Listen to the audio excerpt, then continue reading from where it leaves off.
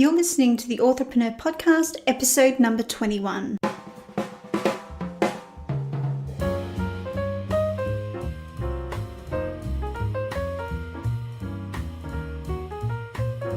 Welcome to the Authorpreneur Podcast. I'm your host, thriller writer Amelia Hay. On this podcast, I will bring you writing, book marketing, and self-publishing advice so that you can create your dream author business, build your author platform, and be creatively independent. You can find the episode show notes and lots more information on the podcast page at ameliahay.com/podcast. Hello writers, as I was preparing the notes for what I thought was going to be the next episode of the Authorpreneur Podcast, I realized that I needed to talk about how to choose the right ending for your story before discussing the climactic sequence or the third act. I had planned on discussing story endings in season 2, but in the final hour I decided to bring this subject forward. So how do you choose the right ending for your story? In this episode, I will discuss the 3 things you need to consider to craft a killer ending for your novel. So let's get started. Before I dive into the writing tips, this is the 10th installment in my series on 3-act structure. If you've just joined me on this episode, then I will link the previous 9 episodes in the show notes over on my blog. You can find the show notes at ameliahay.com/story ending.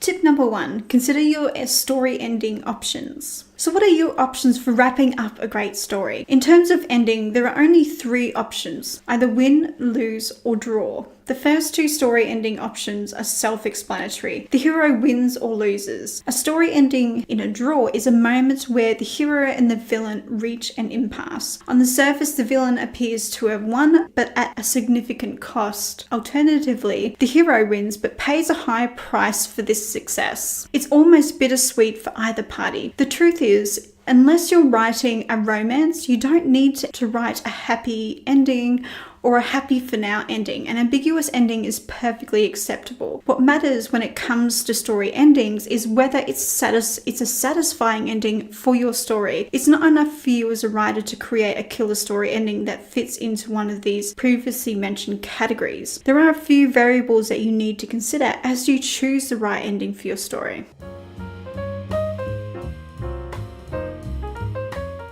Tip number 2, think about whether you're writing in a series or a standalone. Is your story a part of a series or is it a standalone? I'm asking you this question because your answer will make a difference to your choice of story ending. A standalone novel is precisely what it sounds. It's a story that spans one book. Everything is neatly tied up at the end of the book in a pretty bow. An ambiguous ending isn't going to satisfy readers in this case. But is a standalone novel the best choice for the story you've written? What if your story is too large for one book? If your story is too large for one novel, then this is where a series of books is a great option. Another point to consider is the conflict between your protagonist and antagonist.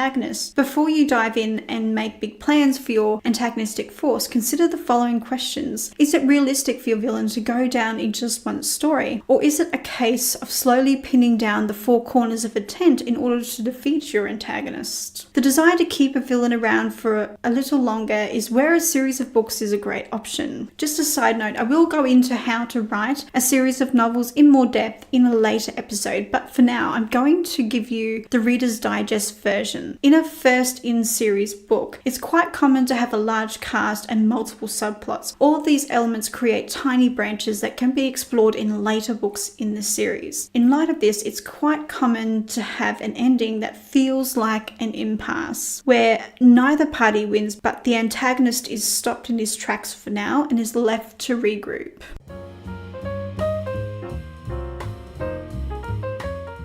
Tip number 3, think about your story's genre. Before I dive into how genre is an indication of reader expectation, I want to quickly define how I intend on using the word genre. The way I use the term genre is a place on the bookshelf or in terms of an online store, the category where the reader will find your book. So why is this definition so important? Your book's genre will immediately tell a reader whether they will like your story or not. This is especially true of the romance genre, genre. For some reason, romance readers are aware of the tropes that fill the pages of a romance novel. I believe this awareness is because they are considered whale readers and consume more novels than the average reader. This reader awareness doesn't mean you should use genre like a strict set of rules. Genre tropes and expectations are more like guidelines. You don't necessarily have to tick all of the genre trope boxes. As a writer, it's your job to do a little research and figure out which tropes are a must-have and the ones that are a nice-to-have. If you choose to rock the boat with your genre, I would advise against this in your first few novels. Wait until you have a fan base that will read everything you write, then craft a story with a genre-busting ending. All of this boils down to knowing your audience.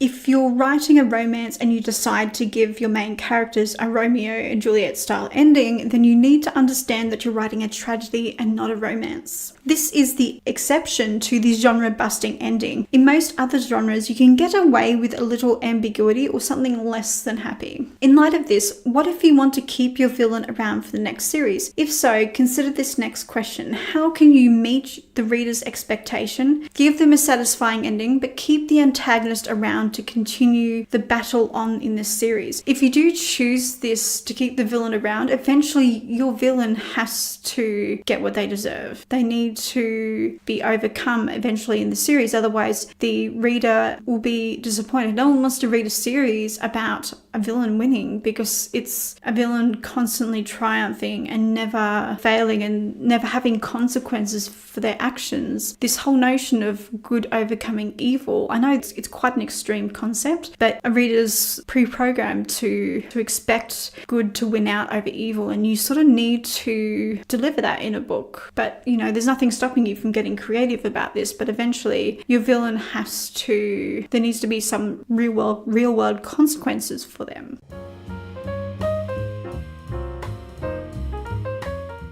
The 3 points you need to consider as you choose the right ending for your story are as follows. The type of story ending that's best for your book, whether your story is a part of a series or a standalone. And number 3, and your story's genre and reader expectations.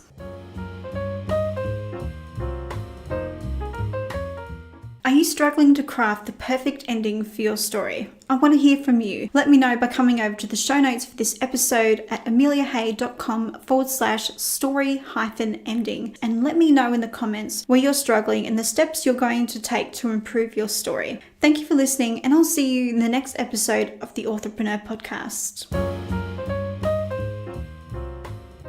Thank you for listening to the Authorpreneur Podcast. If you're new to this podcast or want to be notified about more episodes just like this, then click the subscribe button right now. I'm your host, Amelia Hay, and I'll see you next week for another episode.